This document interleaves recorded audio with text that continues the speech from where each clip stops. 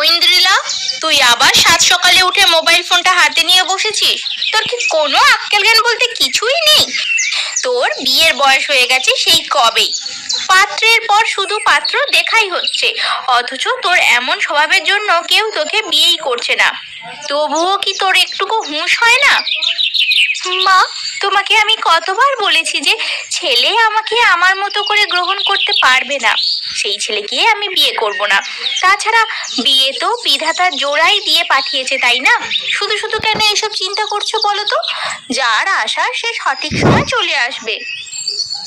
বিধাতা জোড়া লিখে পাঠিয়েছে ভালো কথা, কিন্তু তাই বলে কি আমরা চেষ্টা করব না?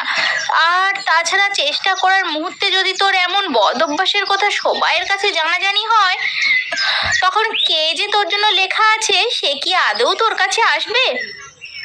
উফ মা, সকালবেলা এইসব বলে আমার মাথা খেও না তো, ভালো লাগছে না।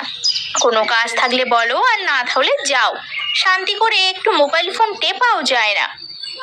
তোমাকে মোবাইল টিপতে হবে না, এসে দুটো কাজে সাহায্য করো, তাতেই হবে। সেটা পারবে নাকি সেটাও করতে পারবে না? কোনো মহারাজের ঘরে জন্মাওনি যে তোমাকে বসিয়ে বসিয়ে খাওয়াবো। এটা ছাড়া তো তোমাদের কোনো উপায় নেই। দিয়েছো তো একটা মেয়ে মানুষের জন্ম, এখন দায় দায়িত্ব খাতিরে হলেও তোমাদের এই কাজ করতেই হবে, যতদিন না আমার বিয়ে হচ্ছে। মেয়ের কথা দেখো, মায়ের মুখে মুখে এমন যুক্তি দেখাচ্ছে। অত যুক্তিবাদী হতে হবে না, এসো তাড়াতাড়ি এসো, আমি রান্নাঘরে যাচ্ছি। তোমার বাবা অফিসে যাবেন, তাকে অন্তত নাস্তাটুকু এগিয়ে দাও। রোজ রোজ এই অশান্তি আর ভালো লাগে না।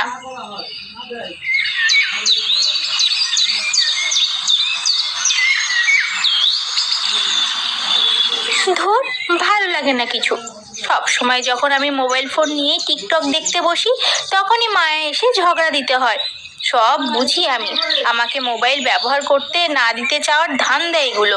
বিয়ে করে একবার এই বাড়ি থেকে বেরিয়ে যাই, তারপরে দেখবো আর কি আমাকে টিকটক দেখতে আটকায়। ঐন্দ্রিলাকে নিয়ে তার বাবা মায়ের এমন ঝগড়াঝাটি প্রায় প্রতিদিনের বিষয় হয়ে দাঁড়িয়েছে। ঐন্দ্রিলার মোবাইলের প্রতি আসক্তি এবং টিকটক করার নেশা তাকে সবার সামনে হাসির পাত্রী বানিয়েছে।